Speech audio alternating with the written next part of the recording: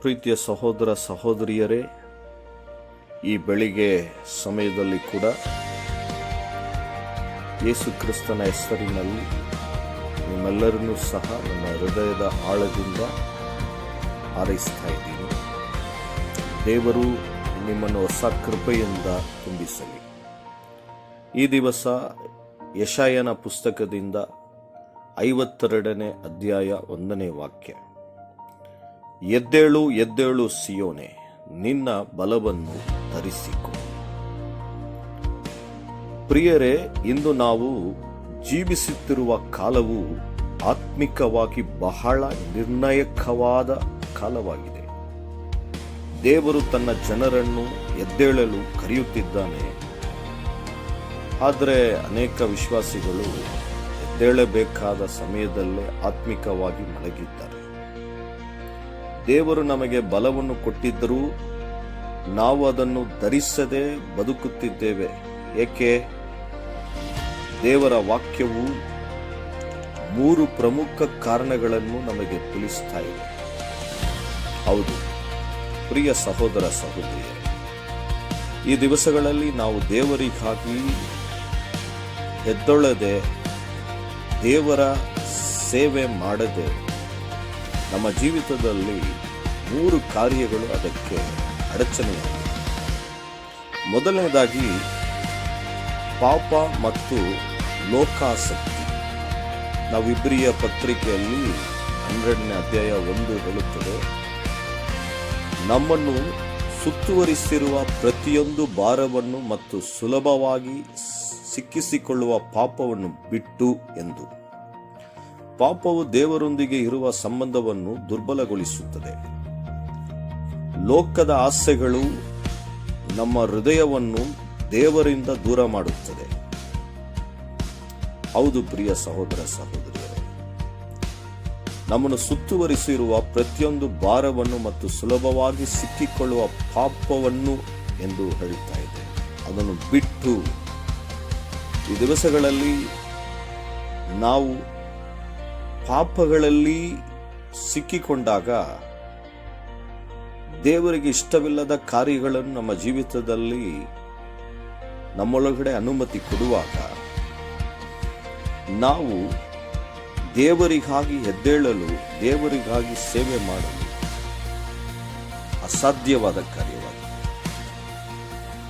1 ಯೋಹಾನ 2:15 ಹೇಳ್ತಾ ಇದೆ, ಲೋಕವನ್ನಾಗಲಿ ಲೋಕದಲ್ಲಿರುವವನಾಗಲಿ ಪ್ರೀತಿಸಬೇಡಿರಿ.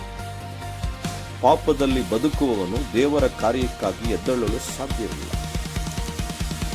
ಆದ್ದರಿಂದ ದೇವರು ಮೊದಲು ಈ ದಿವಸ ನಮ್ಮಲ್ಲಿ ಎದುರು ನೋಡುವ ಕಾರ್ಯ, ನಾವು ಅದಕ್ಕಾಗಿ ಪಶ್ಚಾತ್ತಾಪ ಪಡಬೇಕು. ನಮ್ಮಲ್ಲಿ ಏನಿದೆ ಎಂದು ನಾವು ಮೊದಲು ನಮ್ಮನ್ನು ಶೋಧಿಸಬೇಕು. ಈ ಬೆಳಿಗ್ಗೆ ಸಮಯದಲ್ಲಿ ಒಂದು ವೇಳೆ ನೀವು ದೇವರಿಗಾಗಿ ಎದ್ದೇಳಲು ಸಾಧ್ಯವಾಗ್ತಾ ಇಲ್ಲ ಎಂದು ಯೋಚಿಸ್ತಾ ಇದ್ದೀರಾ, ನಿಮ್ಮನ್ನು ಪರಿಶೋಧಿಸಿ. ಯಾವ ಕಾರ್ಯವು ಈ ದಿವಸ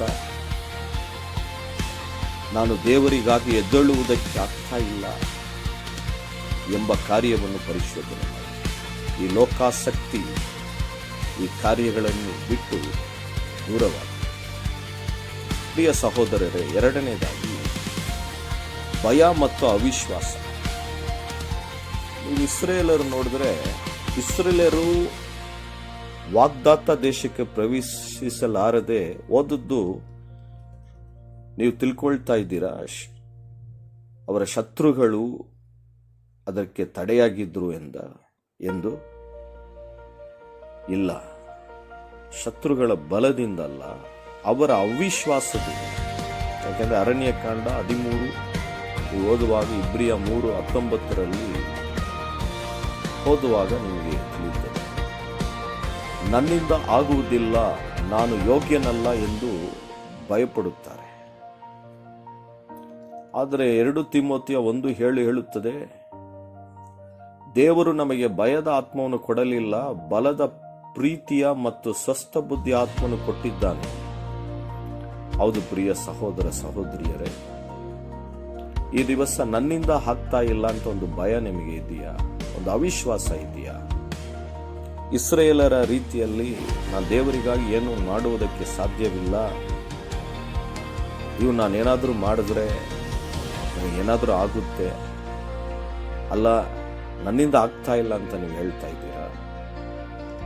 ಈ ರೀತಿಯಾದ ಭಯವು, ಈ ರೀತಿಯಾದ ಅವಿಶ್ವಾಸವು ನಿಮ್ಮನ್ನು ಎದ್ದೇಳುವುದಕ್ಕೆ ಬಿಡುವುದಿಲ್ಲ. ಆದ್ದರಿಂದ ಈ ಅವಿಶ್ವಾಸದ ಕಾರ್ಯವನ್ನು ಬಿಟ್ಟು ದೇವರು ಹೇಳುವ ವಾಕ್ಯದ ಪ್ರಕಾರ ಆತನು ನಿಮಗೆ ಬಲದ ಆತ್ಮವನ್ನು, ಸ್ವಸ್ಥ ಬುದ್ಧಿಯ ಆತ್ಮವನ್ನು ಕೊಟ್ಟಿದ್ದಾನಂತೆ. ಆದ್ದರಿಂದ ದೇವರ ಆತ್ಮನು ನಿಮ್ಮಲ್ಲಿದ್ದಾನೆ. ದೇವರಿಗಾಗಿ ನೀವು ಧೈರ್ಯದಿಂದ ಎದ್ದು ವಿಶ್ವಾಸದಿಂದ ಆತನಿಗಾಗಿ ಸೇವೆ ಮಾಡುವವರಾಗಿ ಇರಬೇಕು.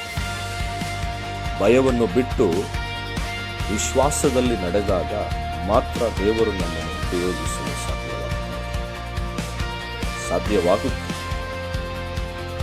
ಮೂರನೇದಾಗಿ, ಪ್ರಿಯ ಸಹೋದರರೇ, ಸಹೋದರಿಯರೇ, ಪ್ರಾರ್ಥನೆಯ ಕೊರತೆ ಮತ್ತು ದೇವರ ಸನ್ನಿಧಿಯಿಂದ ದೂರವಾಗಿರುವುದು.